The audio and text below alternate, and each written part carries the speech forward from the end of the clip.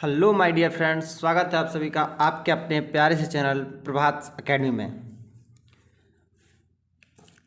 Dear students, आज हम करेंगे क्षेत्रमिति का एक ये सवाल है, इसको हमें हल करना है।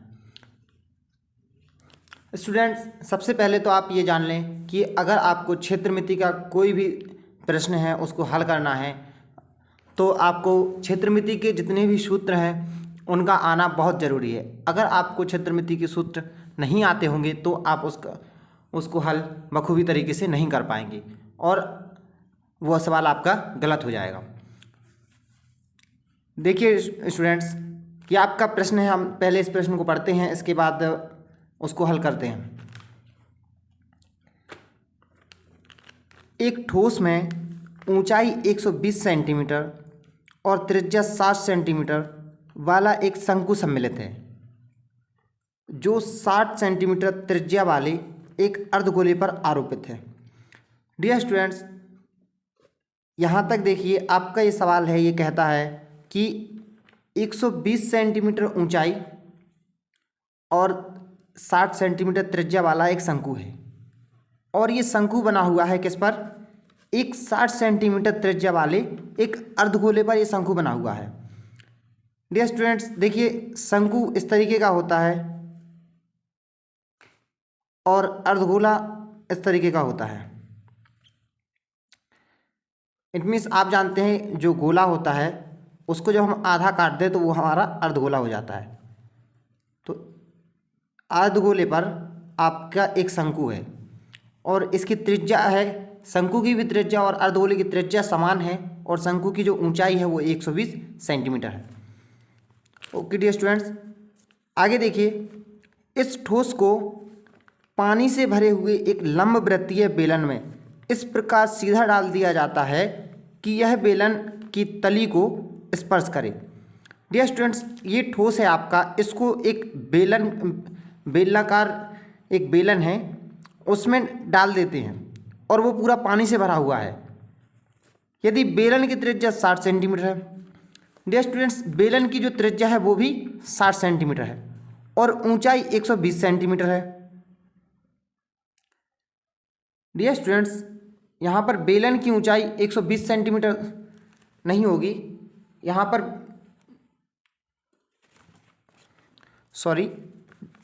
जो बेलन की ऊंचाई है वो आपकी होगी 180 सेंटीमीटर। क्योंकि देखिए जिस तरीके से आपका ये बेलन शंकु है, ये शंकु 120 मीटर ऊंचा है और जो अर्धगोला है उसकी त्रिज्या आपकी 60 सेंटीमीटर है, तो 120 प्लस 60 बराबर 180। तो इस तरीके से आपकी 180 सेंटीमीटर ऊंचाई है। तो बेलन में शेष बचे पानी का आयतन ज्ञात कीजिए। डियर स्टूडेंट्स, आप इस तरीके से समझ सकते हैं कि एक बेलनाकार आपके पास बर्तन है, बेलनाकार बर्तन में आपने एक इस आकृति का ठोस डाल दिया, इस आकृति का ठोस आपने डाल दिया। ओके स्टूडेंट्स, ये पूरा ठोस है। उस बेलनाकार आकृति में जब आपने उसमें इस आकृति का ठोस डाला तो ये जो अर्धगोले का ये भाग है नीचे वाला, ये आपका उस बेलन की बिल्कुल तलहटी पर स्पर्श करे तो आपको उसमें से जितना इसका आयतन होगा, इस आकृति का जितना आयतन होगा उतना जो पानी है वो उससे बाहर निकल जाएगा और बचा हुआ जो पानी है हमें उसका आयतन निकालना है। देखिए सबसे पहले तो क्या करेंगे, हम इसका जो चित्र है उसको बना लेंगे। ओके डियर स्टूडेंट्स, पहले हम शंकु बनाएंगे, उसके नीचे फिर अर्धगोला बनाएंगे, उसके बाद मेजरमेंट के साथ उस ठोस आकृति को एक बेलन में पूरी तरीके से बंद कर देंगे। देखिए हमने आपका चित्र बनाया हुआ है, आप यहाँ से देख सकते हैं। देखिए ये आपका शंकु है, अगर मैंने इसको नाम दिया है, ये देखिए ABM है जो आपका, ये आपका शंकु है और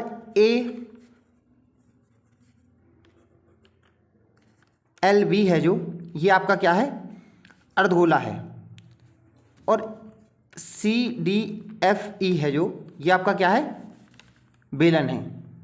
इस तरीके से आपको आकृति बना लेनी है।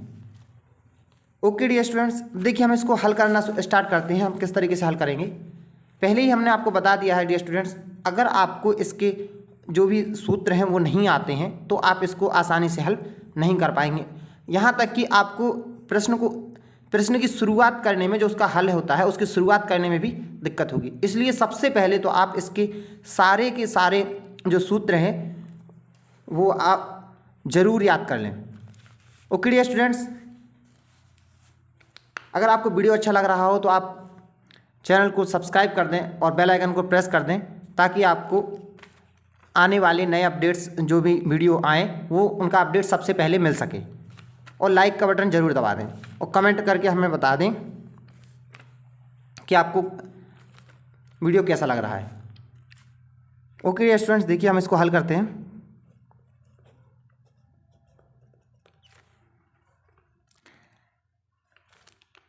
सबसे पहले हम एक काम करते हैं, जो हमारा बेलन है, जो हमारा CDFE बेलन है, हम इसका आयतन निकाल लेते हैं। ओके डियर स्टूडेंट्स, देन देखिए यहाँ पर बेलन की ऊंचाई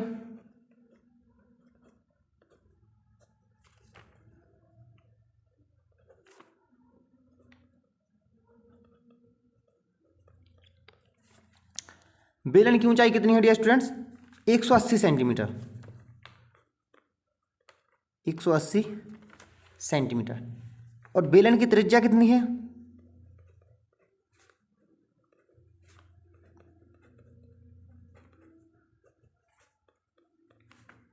60 सेंटीमीटर। देखिए ये दी है त्रिज्या 60 सेंटीमीटर और ऊंचाई 180 सेंटीमीटर। देखिए ऊपर से लेके जो ये आपकी नीचे तक M से लेके N तक की जो लंबाई है ये आपकी क्या है? बेलन की ऊंचाई है। इसको हम H से डिनोट कर देते हैं। ओके डियर स्टूडेंट्स, एंड इसके बाद देखिए जो त्रिज्या है ये यहाँ से लेके आपकी यहाँ तक, ये आपका यहाँ से अगर आप ले लेंगे तो व्यास हो जाएगा। व्यास का जो आधा है वो त्रिज्या होती है। तो यहाँ से लेके यहाँ तक आपकी जो ये है ये 60 सेंटीमीटर आपकी क्या है? त्रिज्या है। ओके डियर स्टूडेंट्स, हमें बेलन की ऊंचाई मिल गई, हमें बेलन की त्रिज्या मिल गई। ऊंचाई को हम S से लिख देते हैं और त्रिज्या को हम R से डिनोट करते हैं। H का मतलब हाइट और R का मतलब रेडियस। ओके डियर स्टूडेंट, अब हम इसमें सूत्र लगाएंगे जो बेलन का आयतन होता है। बेलन का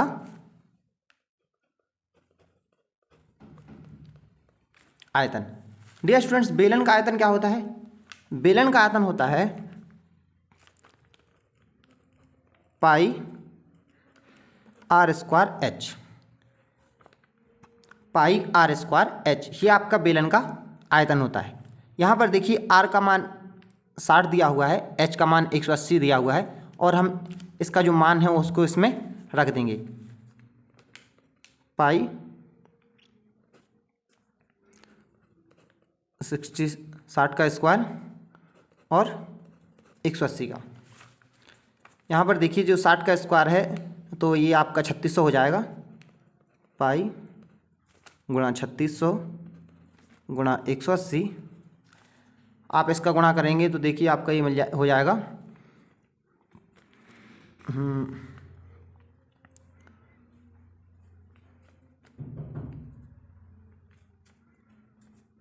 ये आपका हो जाएगा 00648,000। ये आपका हो जाएगा 6,48,000 और पाई आपका साथ में रहेगा क्योंकि अभी हमने पाई का मान नहीं रखा है। ओके डियर स्टूडेंट्स, ये आपका दिया है सेंटीमीटर क्यूब में। आयतन क्या है? 3D होता है तो ये क्या हो गया आपका? सेंटीमीटर क्यूब में। इसके बाद हम इसको मीटर क्यूब में बदल लेंगे। ये आपका आंसर, ये आपका हो गया बेलन का आयतन 648,000 पाई। ये आपका है सेंटीमीटर क्यूब में। इसे हम बदल लेंगे मीटर क्यूब में। मीटर क्यूब में बदलने के लिए डियर स्टूडेंट हम क्या करेंगे? देखिए यहाँ पे आपका एक जो सेंटीमीटर है, माफ़ कीजिए, 1 सेंटीमीटर है आपका उसमें आपका 1/100 मीटर होता है। ओके, देन आपका जब ये 1 सेंटीमीटर क्यूब हो जाएगा, 1 सेंटीमीटर क्यूब हो जाएगा, देन ये आपका क्या हो जाएगा, 1/100 का क्यूब हो जाएगा। तब ये आपका क्या हो जाएगा, 1/121212 इकाई, दहाई, सैकड़ा, हज़ार, हज़ार, 10,000, लाख, 10 लाख, ये आपका 10 लाख हो जाएगा, 1/10 लाख। वाह। तो इस जो आपका ये नंबर है, इसे आप 10 लाख से क्या कर देंगे, भाग कर देंगे। ओके, यहाँ से हमें क्या मिल जाएगा, ये आपका देखिए 1 2 3 4 5 6, 1 2 3 4 5 6, ये 6 अंक पहले आ जाएगा और ये हमारा दशमलव लग जाएगा। देखिए यहाँ पे क्या हो जाएगा, 0.648 पाई मीटर क्यूब। ये आपका क्या हो गया, बेलन का आयतन। ओके डियर स्टूडेंट्स, ये हमें जो बेलन का आयतन है ये आपका निकल आया,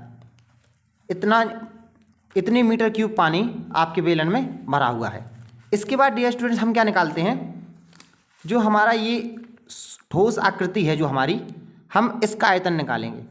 इसका आयतन निकालने के लिए हमें दो चीज़ों का आयतन निकालना जरूरी है। देखिए इस आकृति में ये जो हमारा ठोस है, इसमें हमारी दो आकृति हैं, एक आकृति है शंकु और दूसरी आकृति है अर्धगोला। तो इन शंकु का आयतन और अर्धगोले का आयतन निकालकर हम क्या करेंगे, उसको जोड़ देंगे। देखिए पहले हम यहाँ पर कर लेते हैं क्या, दूसरा जो है उसमें क्या करेंगे हम, शंकु की ऊंचाई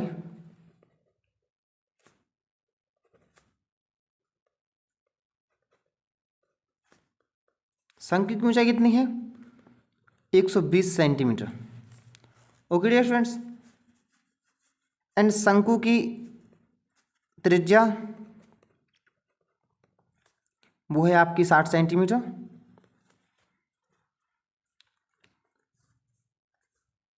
इसमें आपका क्या है, ऊंचाई मिल गई आपको, त्रिज्या मिल गई, तो शंकु का जो आयतन होगा वो क्या होगा, देखिए जो इसकी ऊंचाई है इसको हम h1 से डिनोट कर देते हैं और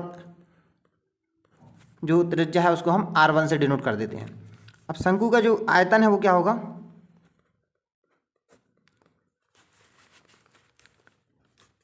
शंकु का आयतन होता है 1/3 पाई r स्क्वायर h।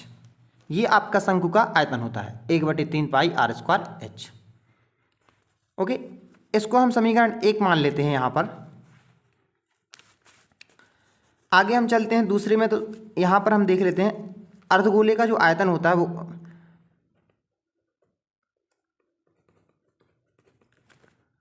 अर्धगोले की त्रिज्या कितनी है,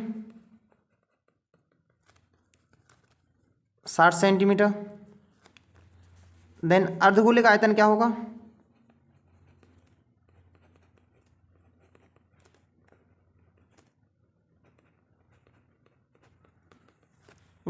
अर्धगोले का आयतन होता है 2/3 पाई r क्यूब।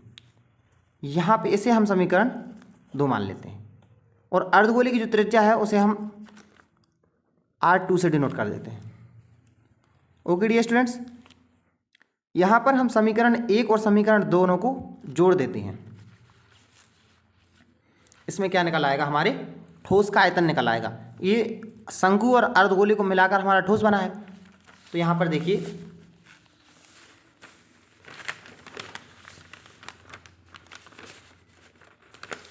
देखिए हम लिखते हैं ठोस का आयतन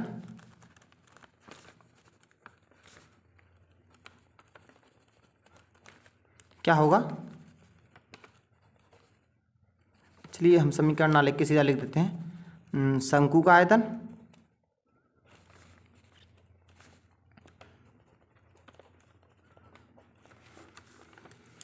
प्लस धन का ये साइन है और अर्धगोले का आयतन।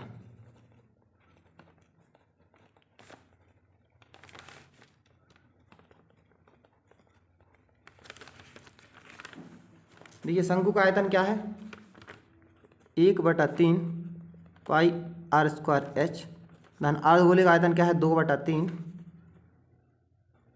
पाई आर क्यू। स्टूडेंट यहाँ पर देखिए जो शंकु का आयतन है, हम उसकी त्रिज्या शंकु की और शंकु की ऊंचाई उनका मान रख देते हैं, और अर्धगोले की जो त्रिज्या है उसका भी मान रख देते हैं।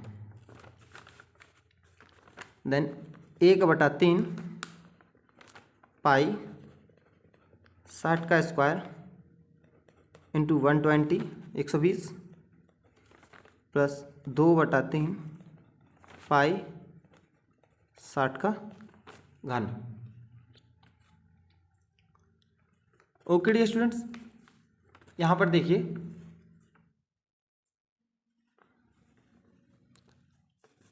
हम इसको हल करते हैं।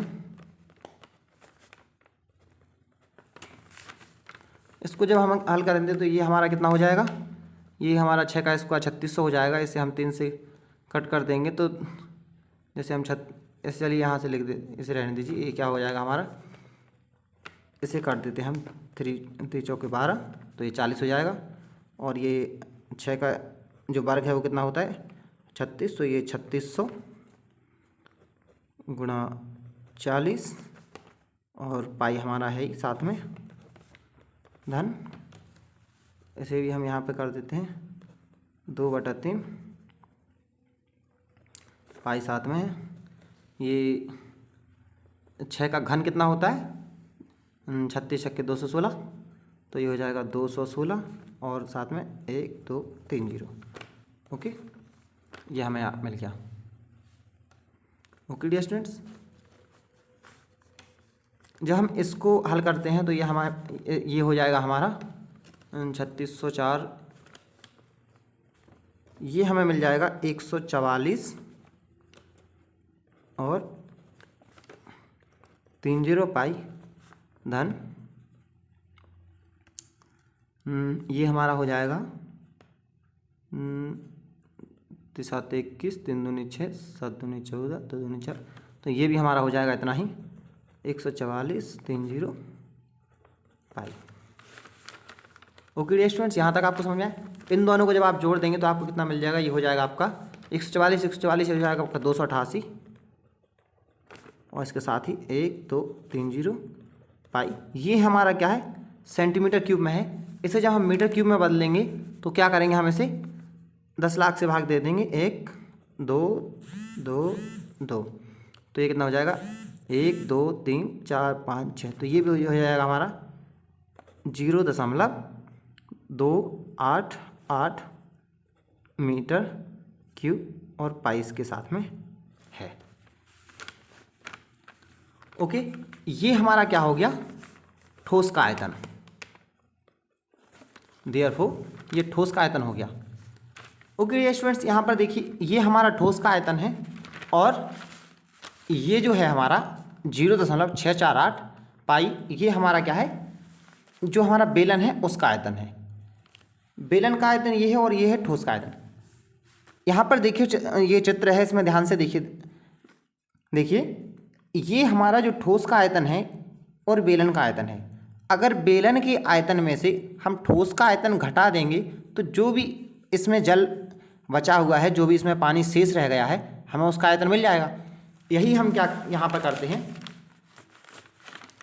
कि यहाँ पर लिख देते हैं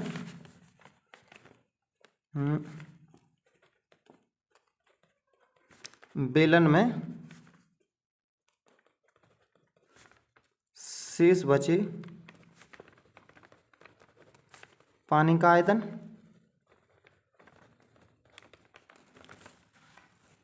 ये क्या होगा, ये कितना होगा, बेलन का आयतन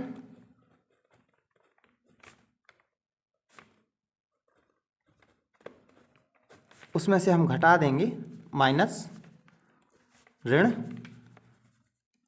ठोस का आयतन।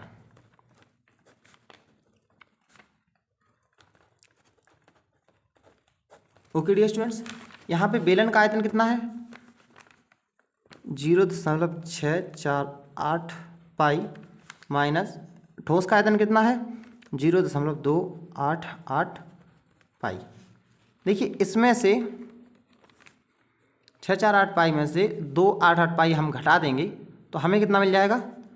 8 में से 8 गए 0 और ये 4 है तो 14, 14 में से 8 गए तो 6 और 5, 5 में से 2 गए तो 3, तो ये हमें मिल जाएगा 0.360 पाई। यहाँ पर देखिए जो पाई है हम इसका मान रख देंगे 0.360 इंटू गुणा 22/7। ये पाई का जो मान है, पाई की जो वैल्यू है वो क्या होती है 22/7। इसको हम सॉल्व करेंगे तो ये हमारा हो जाएगा 1.31 यहाँ पर ये हो जाएगा हमारा 1.131। ओके, ये हमारा हो जाएगा 1.131 और यही जो है ये क्या है हमारा आंसर है, यही आयतन है। ये क्या है मीटर क्यूब में है। ओके डियर स्टूडेंट्स, ये आपका मीटर क्यूब में है और ये आपका आंसर। सवाल पूरा हो गया। अगर आपको सवाल सही समझ में आ गया हो और वीडियो अच्छा लगा हो तो लाइक करें, शेयर करें और कमेंट करके ज़रूर बताएं। और ऐसे ही आपके बुक में कोई सवाल हैं जो आपको समझ में नहीं आते हैं तो आप हमें कमेंट में ज़रूर बताएं, हम आपको उनका सॉल्यूशन करके इसी तरीके से वीडियो बनाकर आपको दे देंगे। धन्यवाद।